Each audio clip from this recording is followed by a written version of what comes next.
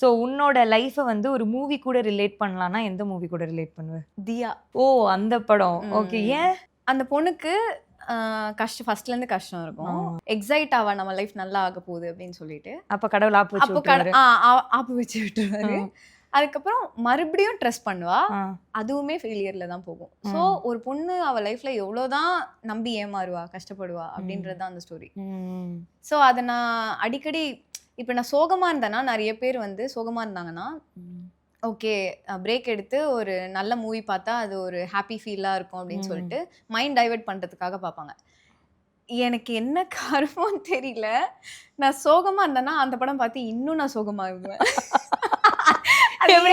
டிப்ரெஷனா இருக்கிறப்ப டிப்ரெஷன்காக சாங் கேட்டு டிப்ரெஸ் ஆகுற நான் மாதிரி மாத்திக்கணும்னு ட்ரை பண்ணேன். ஆனா எனக்கு என்னன்னு தெரியல, அது கஷ்டமா தான் இருக்கும் அந்த படம் பார்க்க. எத்தனை தடவை கிட்டத்தட்ட நான் 100 டைம்ஸ் மேல பார்த்துட்டேன் அந்த படம்.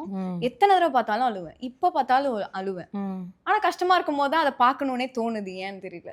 ரிலேட் பண்ணிக்கணும்னு தோணுதுன்னு நினைக்கிறேன், தெரியல. ஒரு 5% அழுகிற இடத்துல ஒரு 50% அழுகணும்னு அந்த படத்தை உட்கார்ந்து பார்த்துருவேன். ஒரு அழுதுட்டு ஒரு ஃபுல்ஃபில்மெண்ட் இருக்கும், அப்பாடா அப்படின்னு சொல்லிட்டு ஒரு பிரீத் இருக்கும். அது அந்த படம் பார்ப்பேன். தியா படத்தை பார்த்து ரிலேட் பண்ணிக்கிறேன்.